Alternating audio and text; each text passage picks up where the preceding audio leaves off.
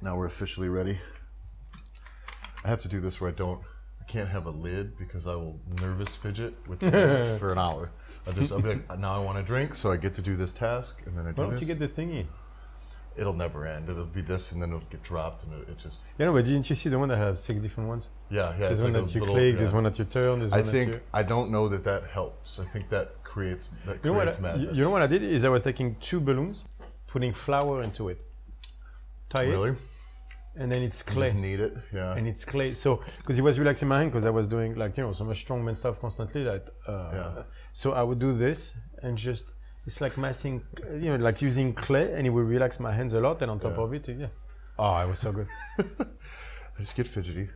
I had It's a grip exercise for you out there. There you go. I suppose this is what I found too. I was on the plane yesterday flying here, short flight, 90 minutes.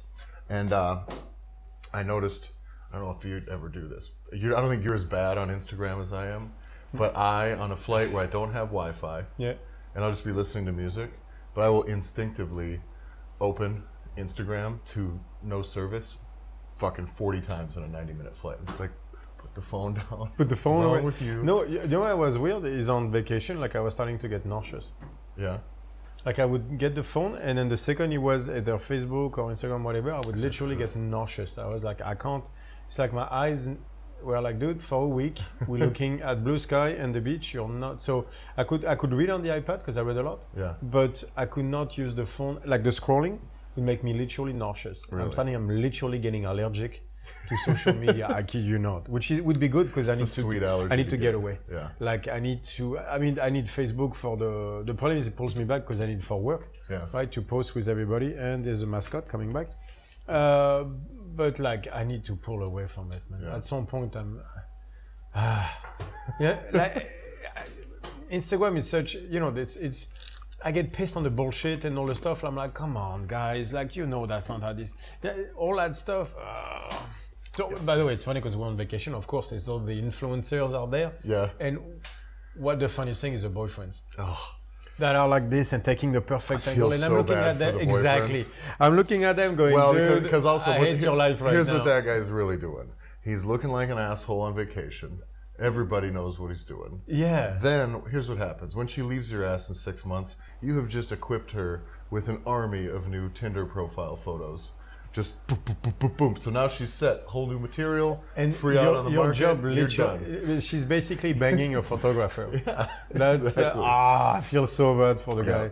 I'm sure there's true love out there in those relationships. Don't worry, guys. Certainly, you'll be fine. Yeah, exactly. But most of you are.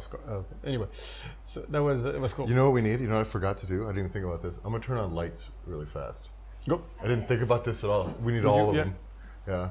Right. It's a serious production we have. Exactly. This is how we roll. The other lights, honey. There you go. And then the other one. No, both of them. All of the lights. All of them. There we go. Yay! I think we're set. Thank you, honey. All right. We're officially now in the middle of the real part of the podcast. There we go. It's like the... So what is the podcast about? So this was the podcast we were supposed to do last time. And we're going to get... Let's see. Can we go right into it? Yeah, let's go right into it. Thank God, guys. And then I got a surprise at the end. Fuck. All right. New stuff I've been working on vacation. Oh, shit. Yeah, but it fits the podcast. You'll like it. Now, I do want to transition from the last episode to this one, which last episode we talked a lot about the black swan, how it in basically exploration and chaos, if you will, you find this, all of a sudden you get new, big, large steps of progress taken in a direction maybe you didn't expect. And I think, how is the concept of internal and external torque, how did you get to that moment? Yeah, and so it started really out of tension over position. Okay. If you look, that's really what, it's a pattern that I saw from the beginning. Sometimes you look at stuff and you go, something's wrong. I just can't tell you what it is, but it does, again, we'll go back to Jurassic Park, right? Like, it's like the park is going to crumble. I can't tell you when or where, but it's coming down. Yeah. And I was looking at some of the coaching where you go like, you can't just correct the knees. Like, I think it was a lot of stuff. It wasn't just the knees out stuff, although that was part of it, but it was the external torque on the shoulders. It was stuff like, where I was like, guys, like, you're talking about position of the joint. What I did not understand within the conversation. That's something I saw with physios a lot, where they always talk about position of the joints under the load. But I'm like, but the joint is not what's lifting the weight. Yeah. It's like stack the spine. But I'm like, you don't want to, it's not like, why would you want to rest the weight on the joints and everything? It's like, why are we not talking about the large muscle group? Who are the one taking the blunt of the stuff, right? So that was the part. I was like, but in a vacuum, I guess. But I was like, in true form, like you get stronger, your joints don't change. No, not at the pace that everything else does. Right. Yeah. Rotator cuff is getting stronger. Rotator cuff is not going to get you from a 20 kilo snatch to a 200 kilo snatch. No. I was like, do those guys have the strongest rotator cuff in the world? It's like, I mean, like I was like, I don't understand what that debate is about, because it started really about physios getting people away from surgery into a what they call a functional place, which is usually walking away from the office, right? So being able to raise your arm overhead or stuff like that. But then all the work from there basically starts, and usually it's with us trainers. And it was about developing the muscles in order to lift, because it's like the whole like putting the position. I'm like, yeah, okay, but there's still the fucking muscle that. So we still have to talk about tension. And then I remember actually a friend of mine who was a physio chiropractor telling me, our muscles are just that dumb sack of meat that just do whatever you want. It's all about the nerves and the joints and everything. And I was like, that doesn't feel right. Like it's just a mechanical actuator, you know? Yeah, it's that it gets looked at that thing. way. Yeah, that's it, right? And I was like, that doesn't sound right. On top of it, I was like, really? Because that's what, so evolution just, all this time, and it's just a piece of meat. Like it's a steak we eat, right? That's it. Except it can change, the nature of fibers. So twitch faster. And I was like, oh, that doesn't sound right. So I started to look at it, and very quickly I got to tension over position. And I was like, all right, but what kind of tension? Are they all the same? Is tension just tension? Yeah. And I was starting to look at patterns. And so why did you try to differentiate then at that point? Because I think it would have been pursuit enough to chase down like, okay, what do I need in this situation and all of this? Like, how did you try to, did you just discover that it was maybe there's going to be two sides of it, or? I saw patterns. Okay. So I don't think I was talking that to Carla today, I don't think in worlds or stuff like that, I think in shapes. Yeah. I think in spatial geometry, right? Yeah. So it's always pattern of movement. I mean, I'll look at someone and I can create like a 3D image and go like they do that. And then I started to realize they were basically all the same. There was a very specific patterns that came about. So first of all, to get to that point, let me start a bit practical so people can follow my way of thinking on that. You get into a session. So first of all, you need to warm up. Right. So first problem I saw was that in the way they were teaching position over tension, right? Because we're going back at metrics. Yeah. If metrics is just looking a certain way, which is rotate your joint until you look a certain part regardless of everything, I was like, to me, that sounded like a wrong metric. All right, what do I mean? You go into a session, you need to warm up. I was like, all right, so first of all, let's talk about warm up. You need to know which party it is, what kind of party it is, right? So you show up, you're ready for Megadeth, and then they put Bob Marley. You have to change your style of dancing, right? Or vice versa. Yeah. You go like, hey, and then they all dressed in black. You know what I mean? Like with the shit, you go like, right. So which kind of party is it when you show up to the gym? You need to know that. Dave Tate had a powerlifting film with Ed Cohen, powerlifting seminar. And he says, look, a good lifter, by the time he's to his max weight, I've changed his mind 12 times. Yeah. Because, first set doesn't feel right. Do you do another set? Do you try to go up? No, let's do another set until it feels right. Yeah. When is it time to stop being a pussy? When is it time to pump the brakes? To actually know that maybe it's bench day, not squat day. Okay, so what kind of a party is it? Yeah. Right? So that's step one. Step two is, and this is, we posted that, this is a major problem, is I see people warming up based on today I'm going to snatch. Right, regardless. And today I'm going to snatch that weight. So that's the metric. Today I'm snatching 100 kilos. Yeah. That's the metric. So I'm going to go in the gym, and the warm up that I'm going to do is going to get me there. The problem with that mentality is like, I need a specific tension to get there. There's a proper and then there's improper tension. I'll come to that. But it's like, but what if the proper tension that day doesn't work? Well, that's not the metric though. The metric is not using proper tension is I'm like, okay, I'm gonna go to the improper tension if it gets me to where I need to be, because that's the metric, right? So what do I mean by tension? Like, it was Polishnikov who said, like, good technique is hypertrophy of the right muscles. So they are the right muscles to lift. It's not the rotator cuff, by the way, but they are the right muscles to snatch, right? So you go there and we're gonna explain which one. You start to go and those muscles don't fire. So is your warm-up then to find the muscle that will help you to snatch today, even though they are not the right ones? And that's what I see most people do when they snatch. Right? They go and then they don't have the mobility on the pecs or the bicep. So what do? They go to the traps. Whatever they can do to get it over that. Whatever they can do to go. And then today it's going to be the traps. So one day it's going to be internal, so the pecs or the bicep, and one day it's going to be the traps. And then one day it's going to be the lumbar erectors. So they're going to change their position and they go, it feels different today. Well, yeah, because you're going into the warm-up with the wrong metric. You're supposed to go into it going like, I'm training today to develop the right muscles. And when you're supposed to be training quality consistency, that can fuck you so bad if you start to compensate around, because now what you're doing is not getting any closer to being consistent at what's right. You're not doing and you the same start thing. pulling yourself off to the side. And that chasing that target of that weight going into a session is it's a wrong metric. I see it all the time. And what it is, it's you're just aiming for the wrong target. And it's really, really, really risky to be doing that. Well, imagine you have one session deadlift, you use your quads. One session deadlift, you switch to your back. One session deadlift, you use to your hammies. Like, so you're basically never doing the same. How deadlifts go for me often, by the way. Right, but so that means that you're never doing the same technique. And you're not not moving your center, which means you're grabbing some work that week and that's it. Because your metrics are wrong. You go like, the weight needs to go up. No, that is, and then guys are there. No, that is not that. It's like, today I am developing those muscles because they will help me get stronger at the deadlift. That's the way I looked at it from the beginning. So how did I get to that stage? I started to look at patterns. And when I saw, for example, it started with external torque with the on an overhead position. And they kept going like, you have to create external torque, you have to rotate the shoulder like, externally, right? And everything, which I'm not against the rotation, but what they were teaching is external torque in order to force the shoulder into an externally rotated position, regardless. Right? And they were saying that therefore external torque on the motion was correct. And so then I started, because basically at the time I had CrossFitters coming to me, and that was the time where everybody was getting fucked up shoulder. Everyone had shoulders. Everyone labrum, like the stuff. And I was like, guys, there's a pattern that is incorrect. So I'm like, I'm no Olympic weightlifter. So I was like, all right, but I start to look at the pattern of movement. And then I start to look at the Chinese, and I come back to the US, and I'm starting to see too much of an external rotation, and I'm starting to see videos. I'm seeing that it's being taught like that, and active shoulders, you know, the shrugging, and all the debate going on. But I was like, those are strange muscles to be using to sustain the weight. I was like, all right, there's different. I'm like, okay, but I start to look more into it.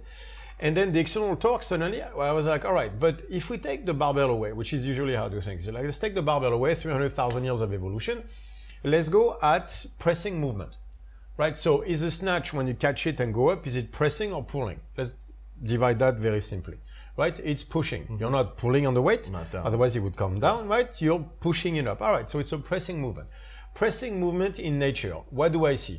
I see close where I basically, so let's go like this. Every single pressing movement in nature that I end up, I had the tension coming from outside toward the center of the body. If you look at throwing, it's this way, versus punching, versus pressing a car, pressing dumbbells. You always end up, when it gets hard, going toward the center, right? So for example, throwing out is the curveball, and that fucks up your elbow exactly where they all have the pain. I was like, oh, that's interesting. Punching outside of Chinese Kung Fu movie, this is not a good punch. It's not a good punch. I wish in my MMA days I had a guy going like this, because let's do that. You go like this, I go like that, we both open up and see who wins, right? I've never seen an MMA guy doing this. Uppercut is this way, but it still goes toward the center. You don't see this, you see here, but it's still this. You're still going toward the center of the body. So if you truly look at the pattern, not just the visual of what does it look like, position, but tension, you realize the tension will always go toward the center of the body. That's where internal torque came in. So at first I said internal rotation, but I was wrong, because then they all understood that. I was like, no, that's not what I meant. I meant tension. So internal torque came out of that. And I was like, all right, so let's see the pressing movement. And I could not find one where external torque was the way. Like you press a car, you're not gonna stack your shoulder like this. That's not true. You're gonna be here pressing. Well, and even if that's the thing too, is you talk position. I mean, even if a guy sits here, you're still pressing here. Yeah, you're still pressing toward the actual center. movement. The tension is going to come this way, and I think that's important. Like you said about the overhead position, is to separate rotation from the tension. From tension, because rotation is position. Yeah. Tension is tension. Yeah. Whereas rotation is torque is tension. Rotation is position. Yeah. Like what they do is we want the shoulder. That always bothers me when people tell me we want the shoulder there. And like the second you tell me there's one way for everybody to do one thing, I'm out. It's also that never works. But it's really hard that's a hard habit to break, because as humans, I see a shoulder, I see an elbow, I see a knee, and I want that. That if that was there, I feel like it's going to just look better. Wrong metric, but it would look better. Yeah. It's how do we get there? But it's a hard thing to communicate when sometimes that's the only. Right, but you're right. By the way, the guy has needs too much in. We want them out. The question is, how do we get there? Yeah, it's the how. I never discussed the fact like this. There's a few Olympic weightlifters that do it. It was like it's a lot of traps. I'm not saying that at all. I think actually most of the time the shoulders are lined up like that, which is slightly externally rotated, which is what we see when you bend a PVC pipe to create tension, not breaking it, but literally bending it. Yeah. You'll have engagement of the pec. Just enough. There'll be some external rotation. Basically, the body will find the best way to create tension, and usually it involves some external rotation, unless you start externally rotated, and then you'll have some internal rotation. So how you start will decide which rotation you're going to use, because it doesn't matter. What matters is creating exactly. And so no matter where you start, you'll end up in the same position to create the best tension. Right, which makes sense from a even engineering perspective. That's why like position over tension I never understood. That sounded to me like people only study joints, which is physios, right? They look at the small muscle group, the rotator cuff, the afferent system, and I was like, but you can't get strong on the afferent. Like the afferent system has to be part of the large muscle groups, and I'm like, that doesn't seem right. So that was the first one, right? Yeah. And then I'm like, all right, so which muscle do I want to snatch? Then I'm like, all right, so if it's to go toward the center, like all pressing movement, then we're taking the pecs, for example. So I was like, so am I saying you're supposed to use the pecs on the snatch? I was like, oh, that's weird. So what do? I go to the Chinese. And then that's exactly what I saw. I saw all of them going there. And it's this? Exactly. But the first... what I like too is when you see it, you can really see it. The moment that concept clicked for me was... you're just actually watching, and you see someone with big pecs, which is rare amongst CrossFitters. You can see it with some weightlift, especially Chinese weightlifters. You'll see just and just active as fuck right there. Right. And that's a piece that I never even considered when I was training. I'd go and I hit, and it's just like stick it, and what happens? Matrix. Yeah. Whatever happens. It's like at some point, like, please stay up. Yeah. Right. It's like they live saying just pull on the weight. Yeah, sure. Go pull on 800. Tell me how that goes. But then after that, I went, all right, so am I right about the pecs and everything? I was like, this is a simple way to see. What about gymnastics? When the guy does the iron cross, but like upside down, that fucking Antichrist iron cross thing, which I don't know how, but they managed to do it. I'm like, you're going to tell me it's all traps, and because they don't have active shoulder in this position, they're all here, and God knows they're using their pecs. Just look at images. Yeah. And I was like, all right, so or we're saying the snatch and that tension are completely opposite things. I was like, why? Like, it's Occam's razor, right? Where you cannot, it's not that you cannot, but he was Occam was a priest actually. The chair almost took me out. Sorry, I almost ate shit on that one. Is that gonna go? Yeah. He was a priest, Dokam. If I'm on that fucking thing, it's going. It's going. There's no way. Like, I almost went. Like, I was like, I'm going sideways. That's probably not a good thing. He was a priest, Raymond Dokam, I think. No, I can't remember. Anyway, Dokam, he was a priest. And going at science, he was like, do not introduce superfluous data, not superfluous, but superfluous variables into an equation like that, in order to make it work. And then right away we have a problem, stuff like that. So when I go back to pressing, right, I'm like, so punching, throwing, pushing, all that stuff is towards center of the body. And you tell me that the snatch is the one movement where you press and go out. I was like, that doesn't sound right. One movement, it's about, okay, so it's a barbell. I'm like, all right, so when you do push jerk, you're going back toward the center of the body. So you're telling me that the push jerk is center of the body, but the snatch is external torque. So outside the body. The only difference is in the hand position, right? Position. So what happens when you go from one to the other? Then there's a dead spot. Yeah. All right, so you're here. Yeah. Then you go there. There's a moment where there's a dead spot. Yeah.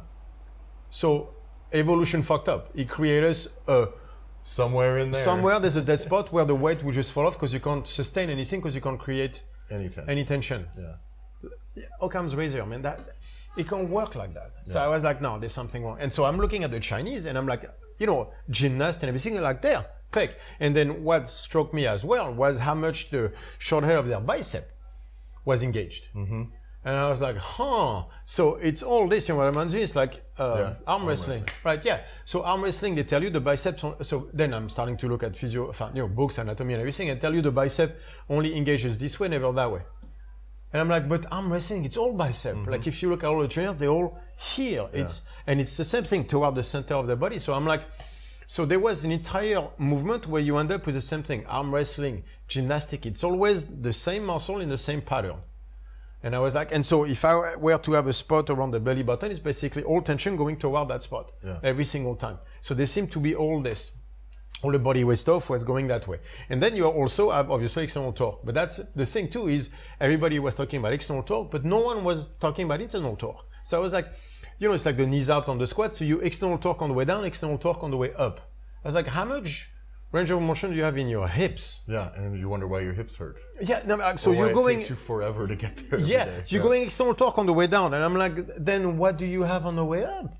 What if you go to max weight on the way down? It's going to be heavy as shit, right? Mm-hmm. And then you go external torque, so you don't have to crank a lot. That means you have no space left to create external torque to go up. Yeah, you crank on the way down. There's nothing left to crank on the way up. No, I'm like this. It doesn't keep on going like this. I tell you, that was one of the. I remember when I first came back from the seminar, I had a female client who had knees caved bad on squats. It was heavy all the time. And I just didn't know what to do to help her going forward. And after having talked with you, I just decided I wasn't going to try and reinvent the wheel with her. But what I said was, how about this? On the way down, instead of focusing on driving your knees out, and then when you get to the bottom and they come in trying to drive them back out again, just go down. Yeah. Don't worry about that. Don't do that. Don't do any of that. Let's just get down. And then on the way up, let's see what happens. Yeah. Fuck, everything took care of itself right then and there. Yeah. Because she's not overdoing it on the way down and left with nothing. No, but your hip only moves a certain way, right? Yeah. And that's what's going to be used so why torque? Because all tension created is an ellipse. What is this? It's not us, somebody else. Oh, okay. We're not dying just yet. It's elliptical in nature. Yeah. You know what I mean? Like tension is creating like there's just like a bullet, just like everything.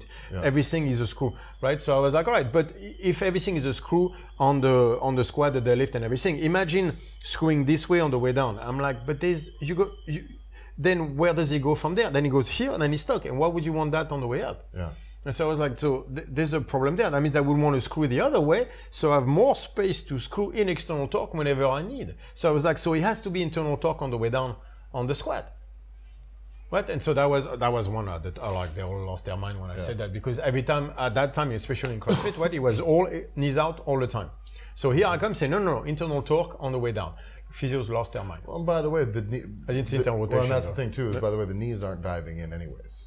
I didn't say bring the knees in. Exactly I didn't even say internal rotation. I didn't say to turn the hips in. Why would you do that? Yeah. I say create tension toward the center of the body, which means the hammies and things like this. For example, you talk about the knees caving in. Mm-hmm. Yeah, but most of the time, that's what we discover is that what happens coming in is because you're supposed to load the inside head of the hammies on the way down. Yeah. If you don't have the strength in the inside head, you'll go to the muscle adjacent to it that actually connects to it to create more tension, which is the groin. Mm-hmm. So therefore, your knees come in. Yeah. And so you're just trying to create the proper tension. You just don't have enough hammies to do it. So how do I fix it? I give you more hammies. So for example, there's a very simple test for all of you out there. You want to know if you have truly a squat problem. Squat a barbell, knees come in. take a sandbag, squat again, knees don't come in. That tells you don't have a squat problem, you have a barbell problem. Yeah. That's completely different. Yep. And guess what? The second I give people sandbags, their knees don't come in nearly as much. We tested that at every seminar, it has never failed. Yeah. Why? Because sandbag will allow you to win internal torque because of the way you brace and the way you hold it, and engage the hammies. Yeah. It will engage the hammies, and guess what? The knees don't collapse in as much because they're already creating the right tension. The problem is the people whose knees collapse in is that they cannot create tension in internal torque, and therefore they go to the groin because they don't know how to engage the hammies. Either they don't have the strength or they just can't even feel them. Yeah.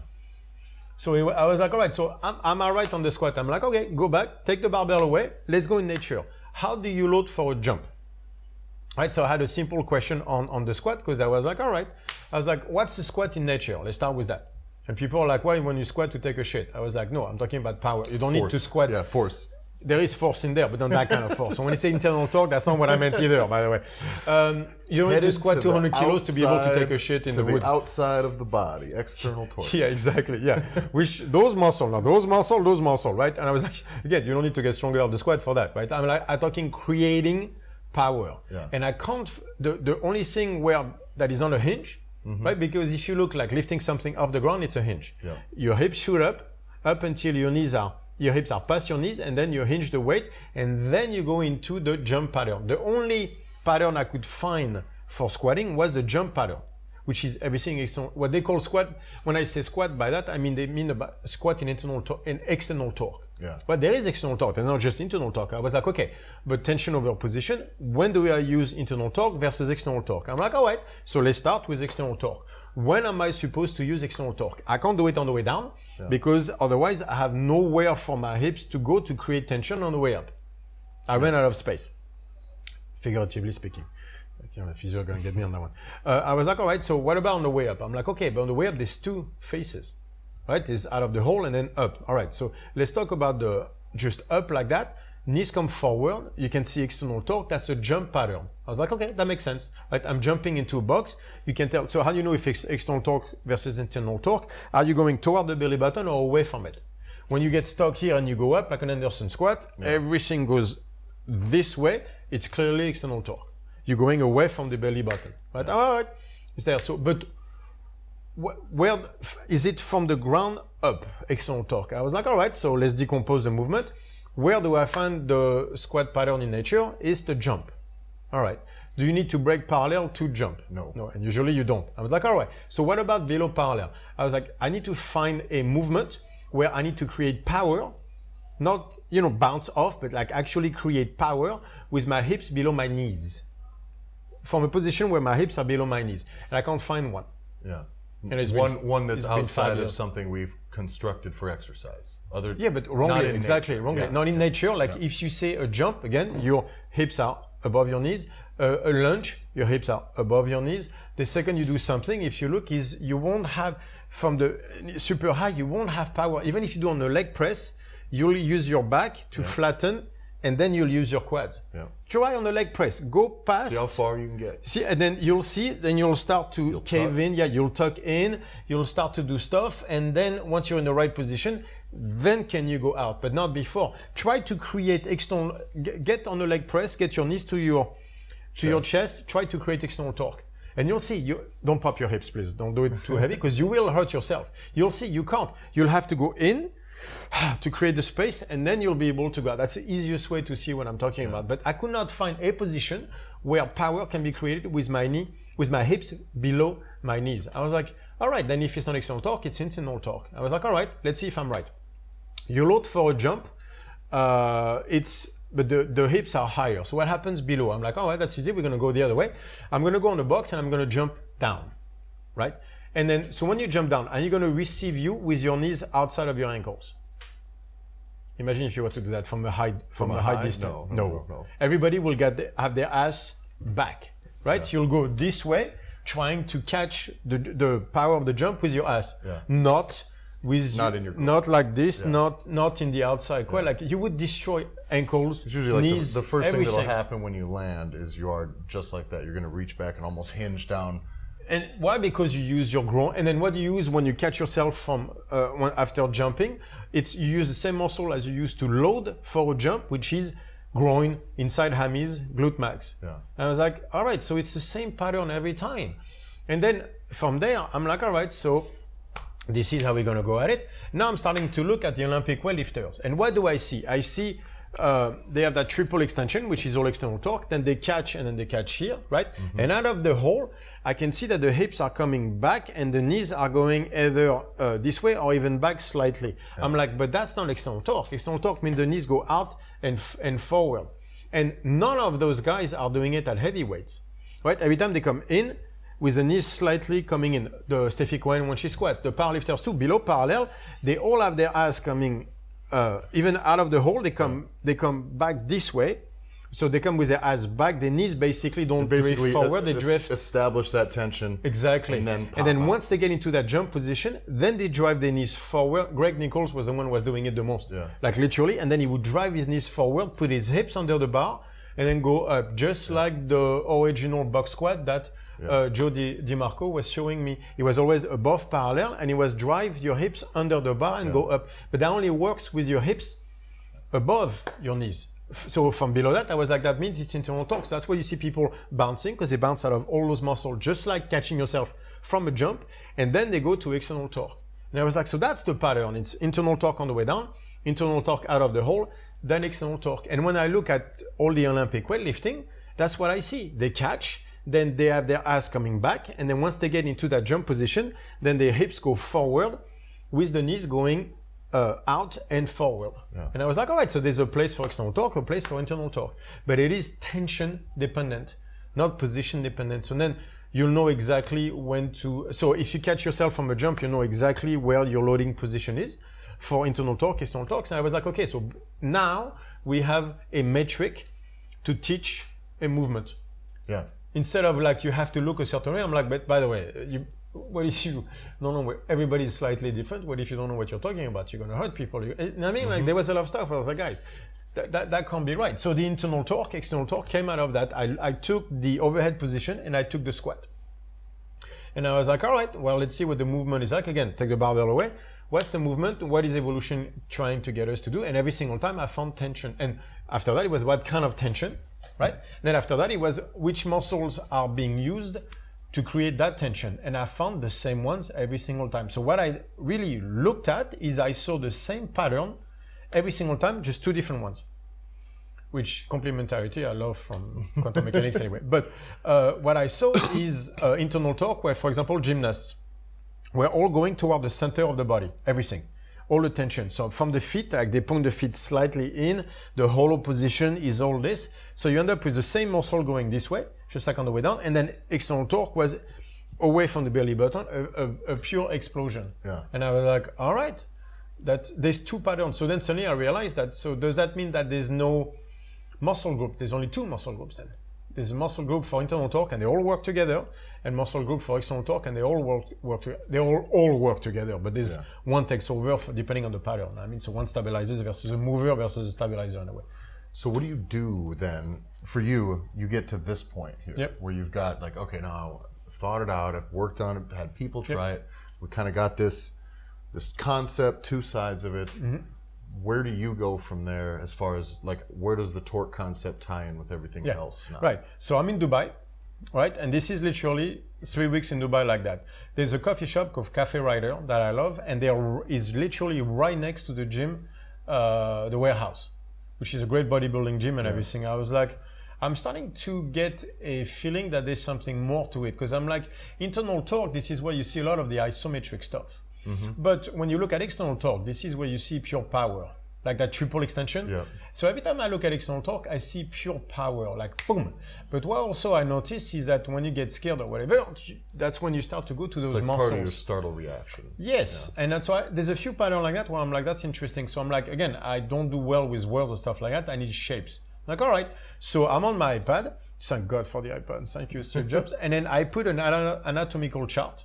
And I'm like, all right, that's simple. I'm going to go which one did I use?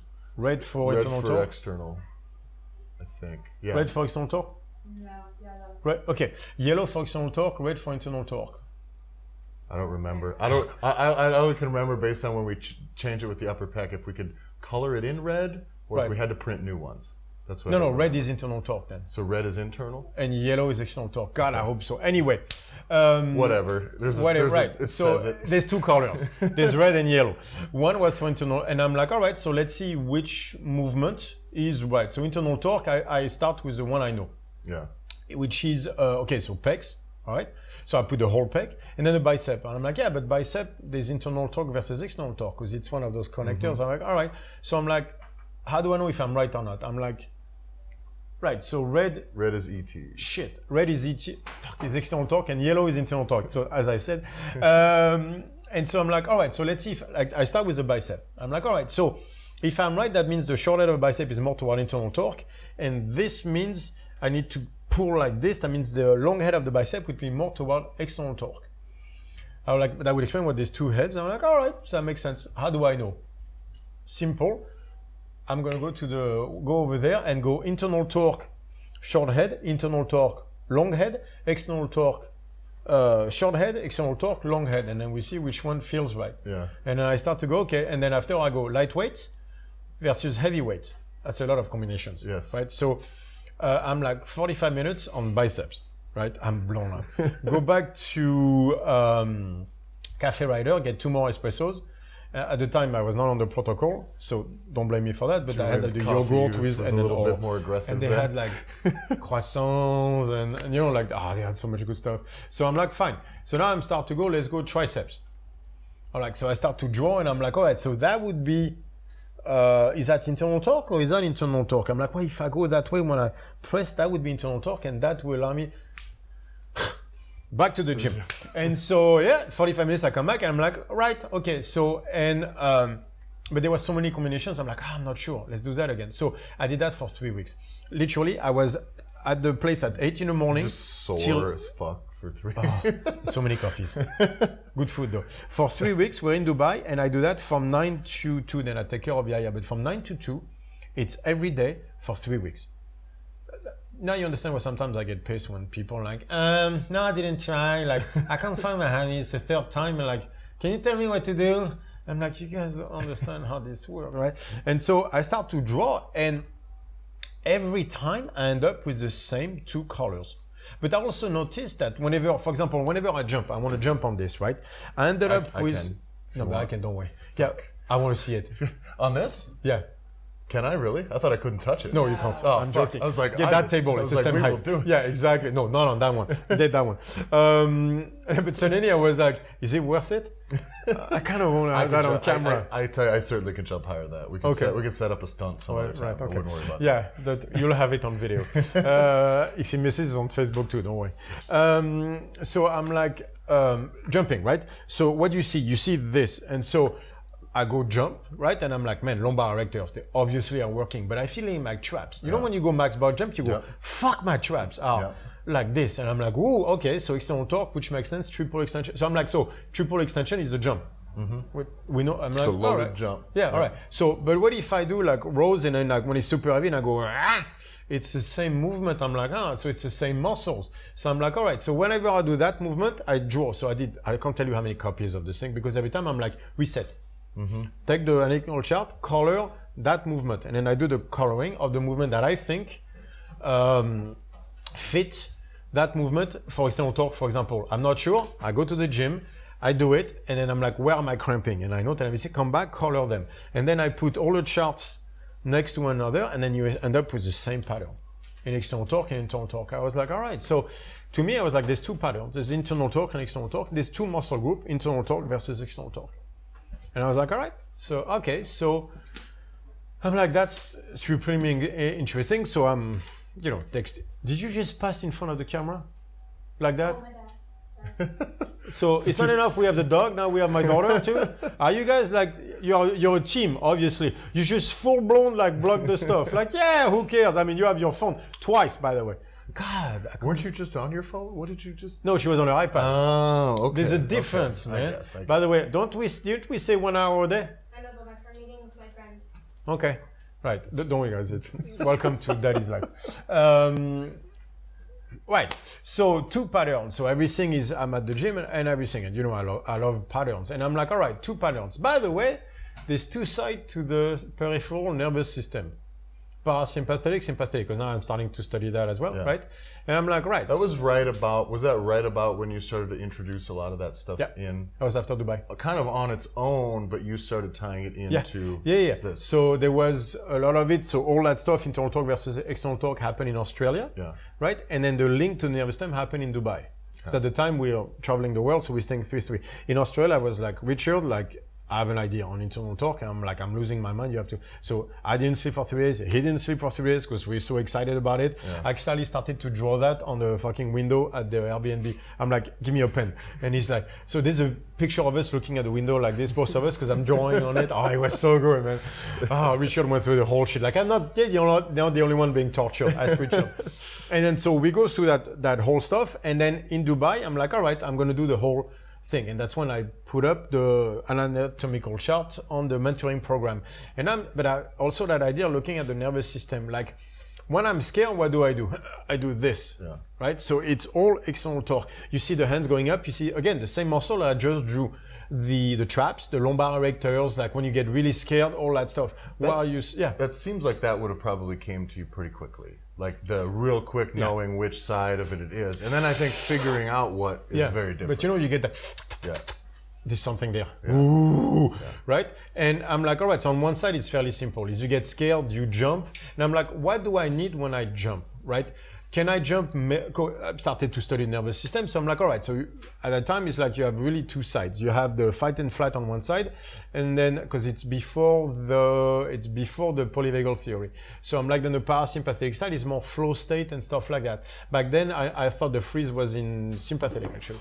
I didn't even look at the freeze yet. We didn't even talk about it, I think, at that time. It was flow versus I don't fight think and we flight. got into freeze until we pulled it all into the polyvagal theory. Because that's stuff. the polyvagal theory that led me to freeze. So I'm like, all right, I'm looking at flow. So flow is like, can I be in flow when I do a max box jump? Fuck no. Nope. We all try. Like, you're going to eat shit so bad. So you need to get angry. So I was like, anger, fear, like that's all on the sympathetic nervous system. So I'm looking every single movement, like for example, and I'm starting to look at the effects. So let's say, the clock off face, when it's like that, and when you make that triple extension, you look at all the effects, they're like, that's when they make the face. But then when you catch it, and I'm like, oh, so you can tell that face is the same face as fear or anger or whatever. It's like all the face goes like this, away goes from the belly button, all external torque, always in the sympathetic side.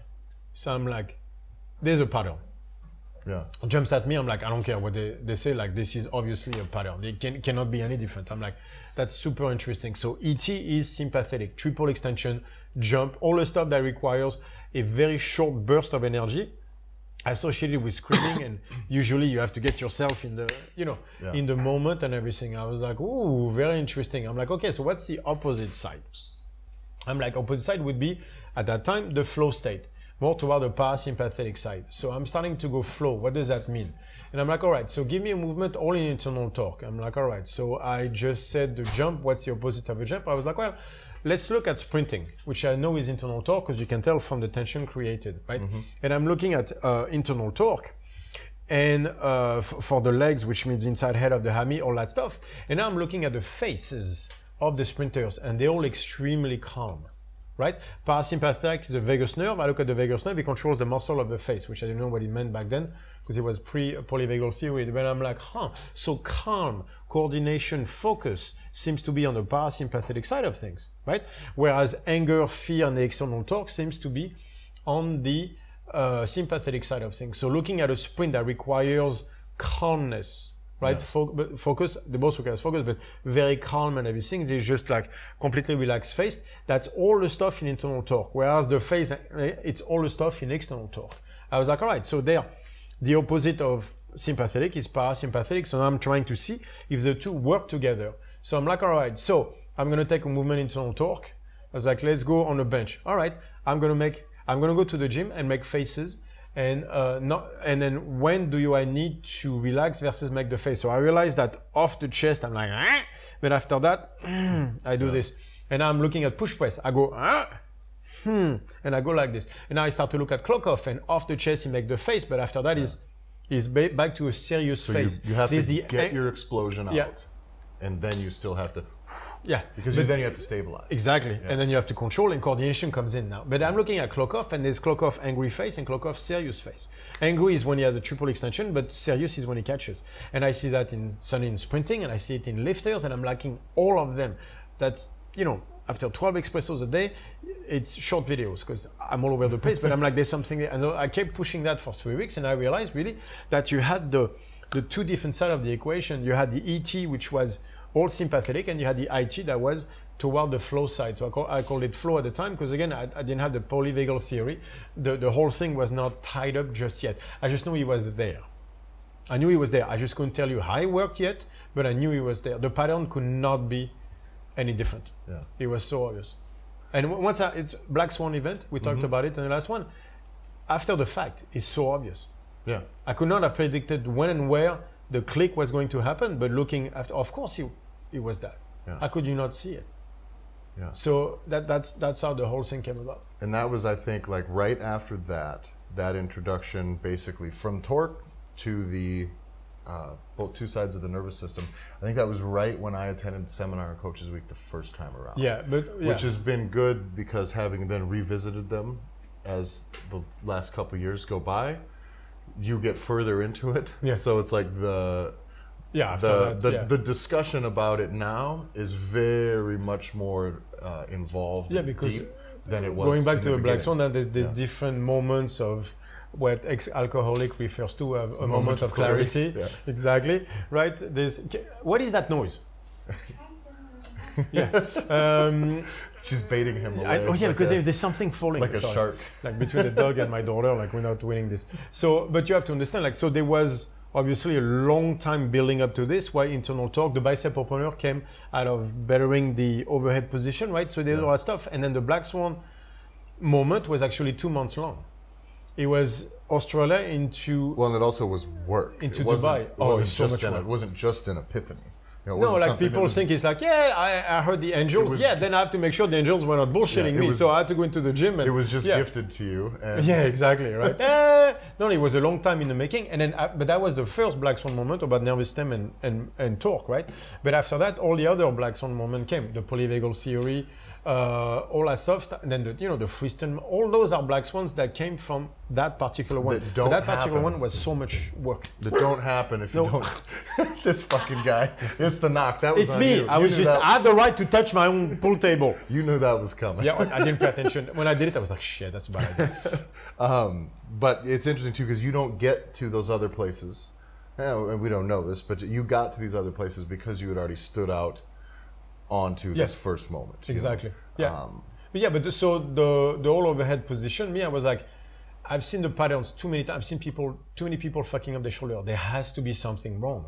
And at first I was like, I can't tell you, but I could feel like there's something that tells me something wrong. I'm like, okay, but like how much head scratching that is, where you can't quite see what it is, but it's there. And then I'm, you're scratching, and then and then I'm going like, so I know how to do this so much better. Yeah. But back then it was really, it's looking in the dark with a tiny flashlight, but all that. So imagine the amount of work, the amount of seconds put into this, that end up with a moment of 2 months. So people think it's just and then 3 seconds. No, it's years into an event that takes months. Yeah. Leading into other events that now happen while I'm like, but that's what the part people don't see. They don't see the 3 weeks in Dubai. Yeah. Dude, that's all I did all day.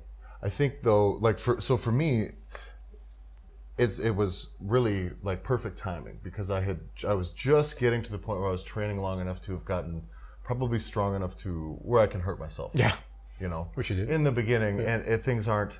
It's like, you're just making progress, and you're not moving any weight. It's a price you pay anyway. And so I get there, but I got to where I was, moving enough weight to where I hadn't got injured, but like shit was hurting. Shoulders hurting. My every day you're like volume had to get pulled way back, and it was not.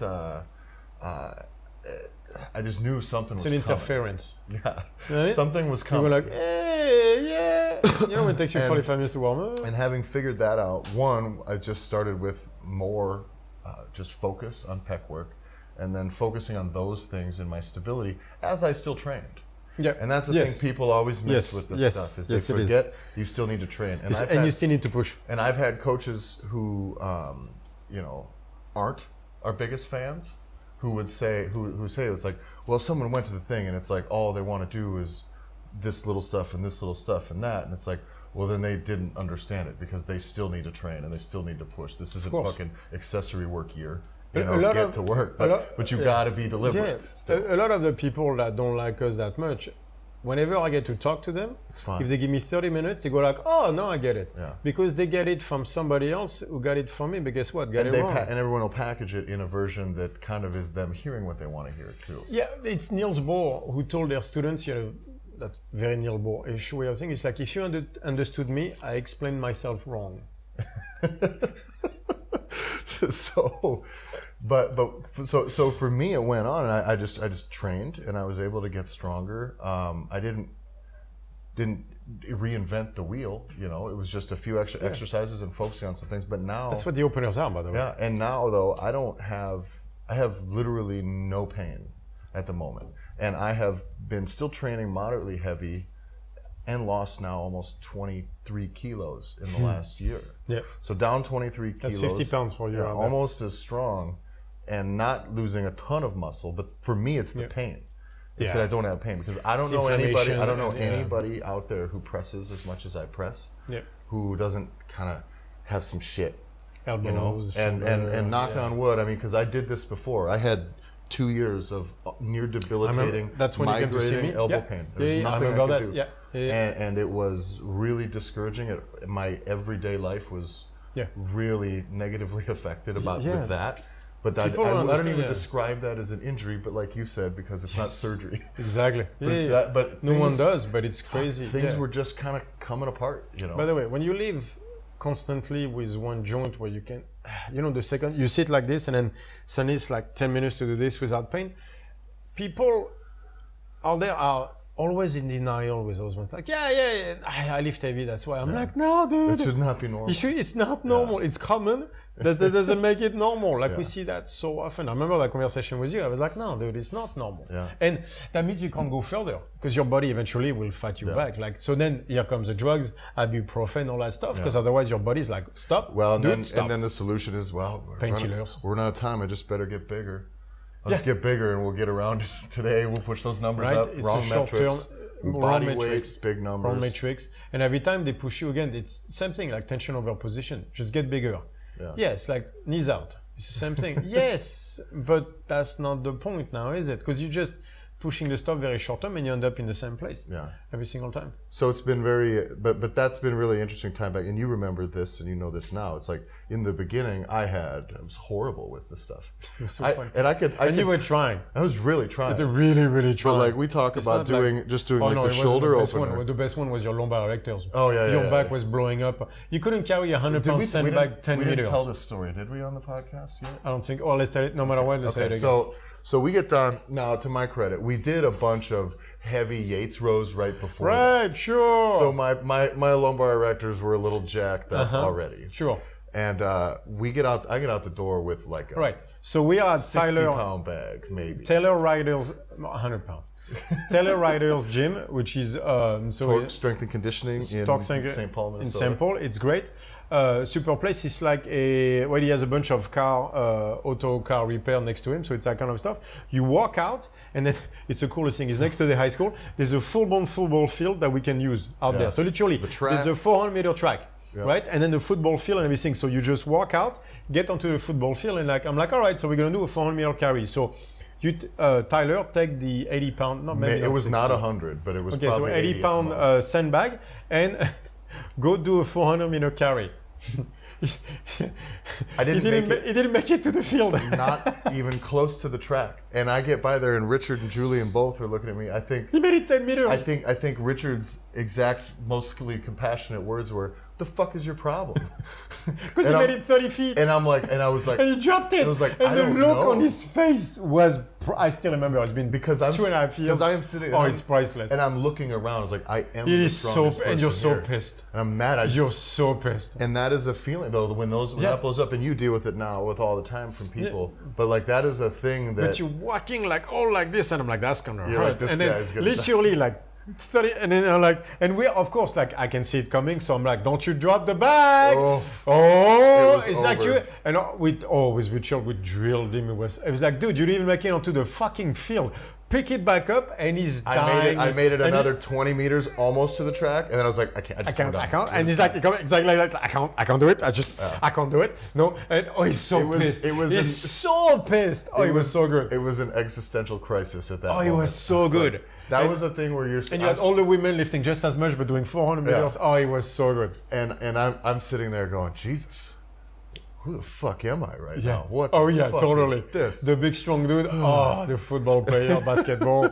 Yeah. Oh, it was terrible. Well, not sandbag carrier. But it was funny. So we've talked about this before with carrying sandbags, right? You carry generally. Because just the way you're built, it's going to look like you're in an arched position. Yeah, me, yeah. But that is not that's not where the tension is. I have a big ass and I'm naturally super arched. So and you're able to keep internal torque in this I have a naturally big back, a big ass, and I'm naturally very arched. Yeah. So that's why I started swimming as a kid. So you might see me where you think I'm arching, but actually I'm just leaning back. But I'm not arching. And I had only kind of dipped my toes into the concepts before that.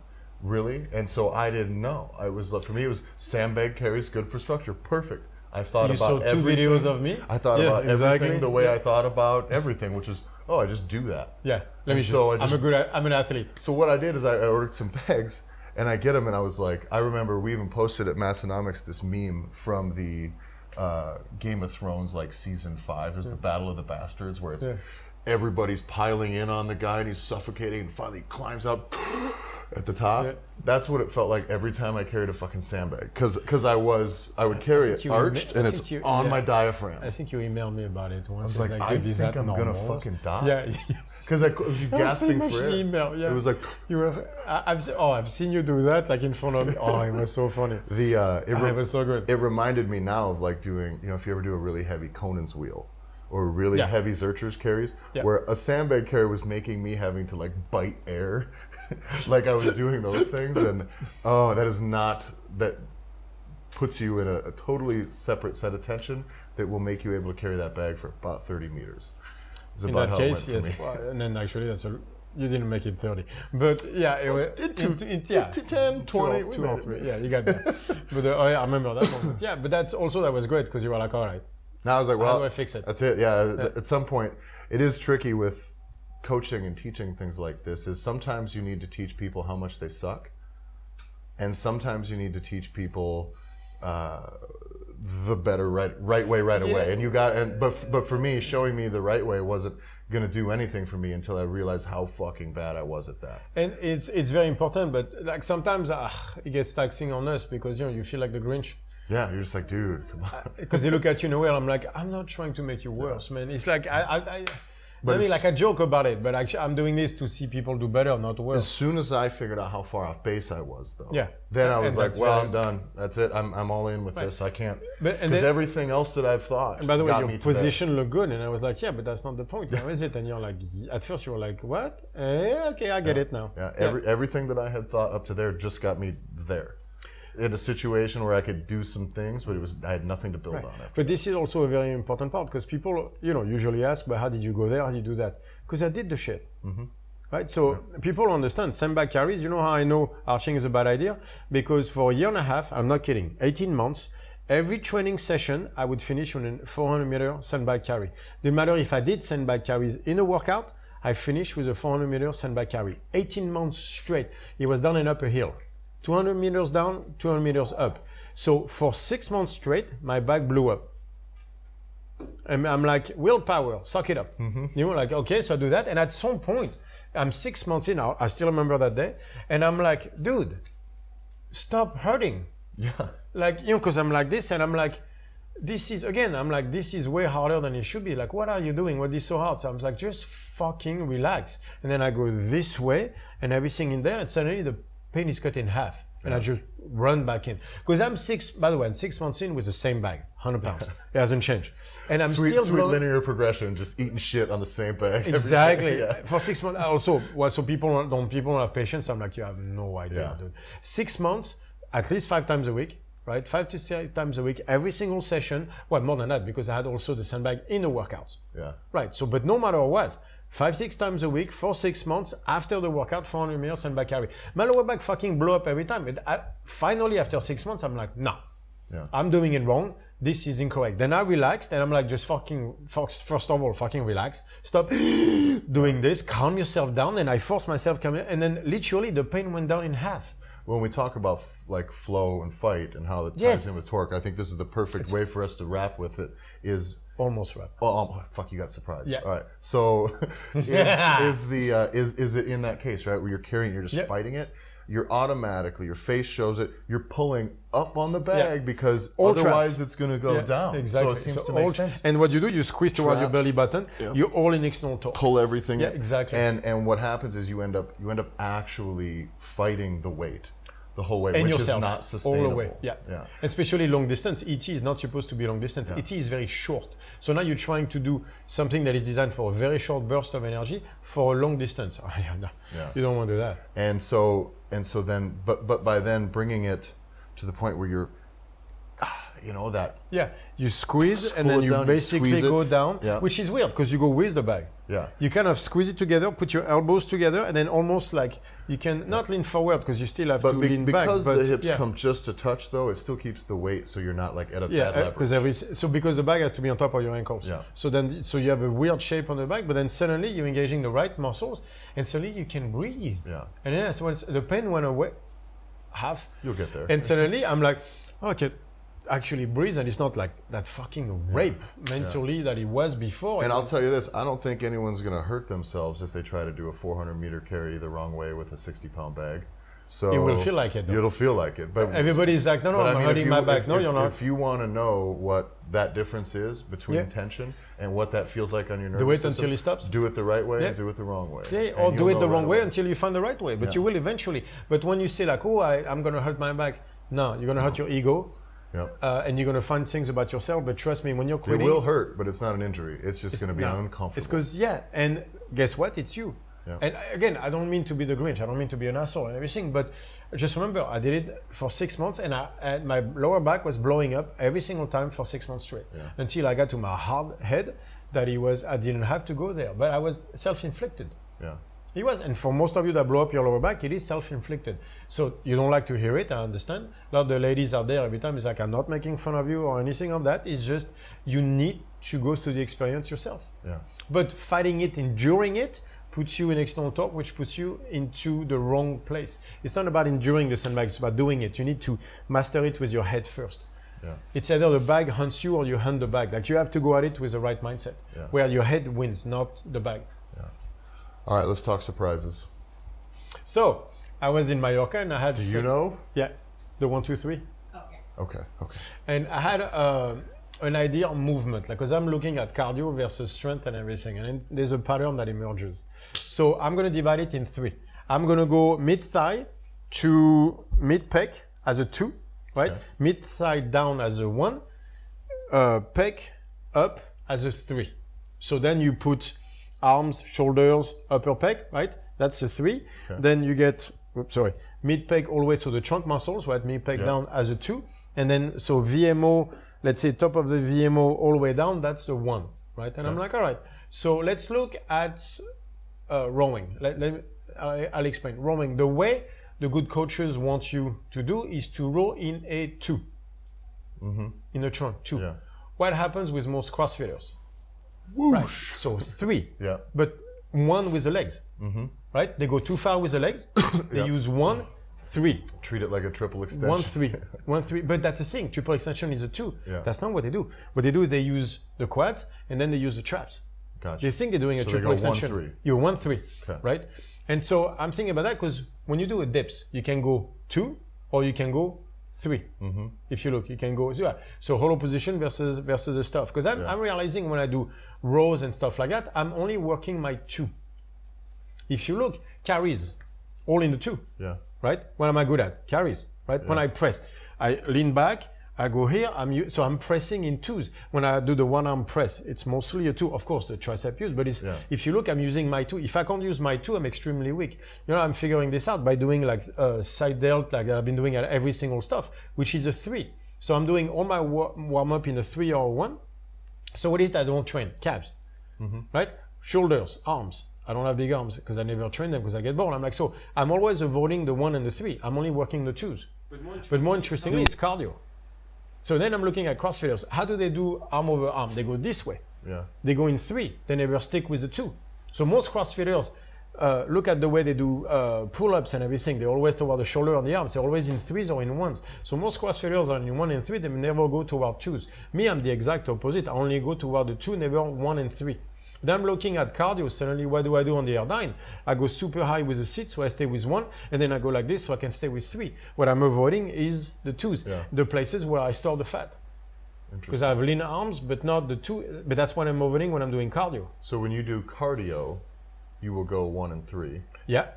And when I do strongman, I do 2 all the way. Yeah. But so I accumulate fat and I'm strong in the 2. I don't grow muscle in 3 or 1, like I have very skinny muscle around the knees, but that's what I use for cardio. Interesting. So I've decomposed completely the patterns. But if you look at bodybuilders, it's the shoulder, it's 1 and 3. Very little 2. They're not strong. Yeah. Well, because they don't want they don't want a lot of hypertrophy on the midsection. Exactly. Either, but I mean, so but look at CrossFitters. Look at the rowing again. Look at rowing tells you like all your coach wants you to be in a 2, but you're doing a 1-3. And then I found that pattern in when they lift. They go 1-3 all the time, but they don't go toward the 2. So what we tell them to do, carries. When they deadlift, they don't go toward here. They're trying to shrug the shit out of it. So they go 1-3, 1-3, 1-3. Even when they're lifting, what they do this. They raise their shoulder up. They go all traps when you press. How do you move forward from that then? Right. So let's say, I'll talk about my experience because that's what I've been doing because I figured this out by doing my warm-up. My warm-up is 1 set, max reps, so straight into the weight, max reps, let's say 12 to 15 reps. I do rear delt. And right away, what do I want to do? I want to go basically flexion extension of the spine. I want to use my 2 right away. So I'm like, all right, let's not do that. So I just do this, right, away in a 3 almost, like all 3. And my shoulder like, fuck, this aches. So I'm like, okay, back to 10 kilos. And at first I'm getting 7-8 reps. I'm at 20 now, but at first I'm 7-8 and I'm like almost achy going like, fuck. But right away the muscle started to develop. Then I do some kind of bicep opener, slightly inclined, right? To increase the torque. And then it's all biceps. But now I realize why. Because now I'm looking at bicep work because my biceps never grew. But that's because I never use them because I'm there. I either using my pecs in internal torque. Yeah. And then using my lumbar erectors to lift. So I never actually use my biceps. I just use my 2. So I'm starting to look at my weaknesses like the calves. How come I never want to do calves? Because it's a 3. Yeah. And then it's a 1. I'm starting to look at the stuff that I don't do versus the stuff that I do. So now my warm-up is 1 and 3s. I start max reps, 30 plus reps on the calf raises with a yoke, right? Yeah. Then I move to shoulder, all 3, bicep, all 3, tricep, all 3 in dips. You get your 1 and 3 operational figured out in your head, and then now. And sometimes the session is just 1-3. Yeah. And then whenever I want to go strong, like my memory stuff, then I do 2s. But so what I'm going to do now is I'm going to go do cardio in 2s. Yeah. Only toward the 2. Right? Because and I bet you that's when I start to finally lose the fat around the mixed section and everything because I'll be targeting the cardio where it's supposed to be, which in the 2 and not in the 1-3. Interesting. And I am the exact opposite in the way that I'm biased. Yeah. Exactly. But so where do you go? You go to your traps. Everything here. Yeah, exactly. But you have the pressing power, you have the shoulder, which I don't. Yeah. Right? But I was really good at carries. I was really good at sandbag carries because it's as long as I'm in 2, I'm good. Yeah. Except for cardio. So then I would want to go 1-3. Yeah. But then I never developed strength in my arms, but never developed cardio in my 2s. Did he scam himself? Yes, he did. I think he did. Yeah. I never developed cardio in my 2, but no strength in my 1-3. Interesting. So you could tell just by looking at you what your defaults are in your technique, what your coach tells you. They'll tell you if you use the 1-3 for strength or for cardio, and if you use your 2 for strength or cardio. And based on that, you can start to see your own weaknesses. Yeah. Why you can never get stronger at certain things or more endurance is because you are not using the right parts of your body in that sense. And you see that in CrossFit. Every time they do an arm over arm, they go like this, which is all a 3. They never, well, over arm is here, which is all a 2. But it takes, because they're not strong in there too, it takes them so much energy, they naturally go toward what they do all day, which is 1-3. Body weight is all 1-3. Look at gymnasts. It's all 1-3. There's no 2. Gymnasts, you can't make them do shit. Strength-wise, like they have zero, don't get me wrong, they're extremely strong body weight, like in a 1-3. Yeah. Like, look at their arms. Right, you make them do pull-ups with weight. They all blast everybody. You start making them curl, they'll have no problem. Look how developed. But that's in 1-3. In 2, they can't do shit. Yeah. Very interesting. Yeah, I thought it was super interesting. So I'm going to test that. We're going to be hearing about this again, I think. Oh fuck yeah! The mentoring program will too. Yes. That's going to be the next call. Yeah, it's going to be the next call. So look at yourself. See if when you use 1-3 or 1 or 3 versus the 2. And which one should you use? So it's back to tension versus position. In a movement like heavy dumbbell, heavy rows, you're supposed to be in 2, not in 3. So what do you see? You see people bring the barbell to their diaphragm because it allows them to shrug the weight and use their arms. That's a 3. Whereas me, I go below belly button, as you should, because that's a 2, because that's what the barbell rows, heavy barbell rows is 4. Right? But so I avoid cardio like that, like crazy. So now I'm like, there's a blind spot. Yeah. So I'm going to go get the airdyne with the seat low. So my knees are super high and it's going to blast my ass and the hammies and everything, which I hate. So it's going to, by the way, it's going to be one step back because then it's going to be a lot harder to do it the way I'm doing that, but I'm going to make more progress out of it. And finally, I'm going to be able to target my core, which is strong, but not, I don't have no strength endurance. And not as strength, I don't have the strength endurance. I'm doing front squat with a safety squat bar for sets of 20. And I have just one plate on each side, and I'm dying not from my legs, but from my breathing. Yeah. I can't fucking breathe. That does me in, for sure. So, but why? Because my obliques can't take it. I took the belt out, my obliques were fucking cramping, like crazy. I can't maintain my core for 20 reps of front squat. I never could, but now I understand why, because I always avoid it. So for strength, what do? I don't use my legs. I use my mid-back. I'm so strong on the mid-back. On the front squat, I always try to get the momentum from my mid-back. So I was like, all right. So I went below the moment where I feel my 2. So I took the plate away until I'm left with one plate. My ego loved it, as you can imagine. I'm like, but now I don't feel my 2 is being challenged. So now I can focus on my 1, on my quads, and then VMO and everything. And I'm banging it. And the first time by rep 10, I'm like, I'm going to fucking get a panic, because I have the neoprene on. Yeah. I'm going to get a fucking panic attack. I can't. So I'm doing this even today. I got to 15 or whatever, not even 20. And after the stuff, last exercise, take the jacket off, my obliques are fucking cramping. I have no strength endurance in my 2. Bench press for 10. Yeah. Remember? Biggest weakness. That's a 2. That's not a 3 for me. That's a 2, because I bench here, which is using my lats, right? And biggest problem is bench press for 10. See, I don't have any strength endurance in my 2. So that's what I'm going to work on. So I'm going to develop my 1 and 3, because that's obviously what's holding me back the most. Like, key log, right? That's that for me. But then I'm going to develop endurance in my 2.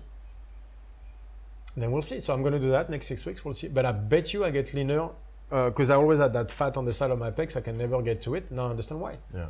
Because I only use it for strength. I never use it to actually do stuff. So when I do dips, it's always here. And I never want to do reps because I don't feel reps. Well, yeah, because you're in your 2, so you want to go heavy because that's what it's designed for. So then after, you can imagine that there's a ET versus IT there as well. Yeah. There's going to be a lot down that road, I think. It's ET versus IT, so that's the ET bubble, back to it, to that one. So now that's I remember the ET bubble, that was way back in the day, that's old school. Well, now you see the correlation to that now. Yeah. So that's that 1 and 3, that's very, very interesting. That's very promising when it comes to cardio, because now we can look at tension. And then where you're placing your training resources and effort. Exactly. Because you only have so much. And you're doing the same shit over and over and over. And if you don't have the 2, that means you'll go to your traps over here. Yeah. And then you're just going to continue to skid off path. Yeah. All right. Well, I think that's got us for today. Yeah. Everything is at strongfit.com, strongfitequipment.com, strongfitequipment.eu, strongfit1 on Instagram, Tyler F. Stone on Instagram, UK32 on Instagram. Rare Barracuda. Rare Barracuda on Instagram. Julian'sCorner.com. Julian'sCorner.com. Manta Fitness. Manta Fitness. I think we have it. It's a good thing we don't actually take advertising money, because I would just be like, fuck. I would just read it and then No, you know what we do? We do the voiceover. and that'll be the just do it beginning at of the the end. podcast. Yeah. And fuck it. Everyone, Yeah. and then everyone just goes skip, Yeah, exactly. skip. We're good. Well, we put it at the end, not at the beginning, because I hate when we did that on podcast. Remember? I remember Because I knew it was the first 2.5 minutes, so I would just skip and then go too far and I have to come back. And the podcasts that make good money on advertising, they end up doing so much ad reads. Like some of the ones I'll listen to, I'm skipping through 15 to 20 minutes in the beginning of a podcast. And it's like, dude, come on. We're not doing this. Not a chance. So Don't worry, guys, we're never doing that. that's it. Yeah. So we get in, we'll give you our shit at the end, and then we're out of here. So we'll see you next week. We get free t-shirts maybe. Yeah, maybe. Send us some free shirts. So we'll see you next week. Thank you. See you guys.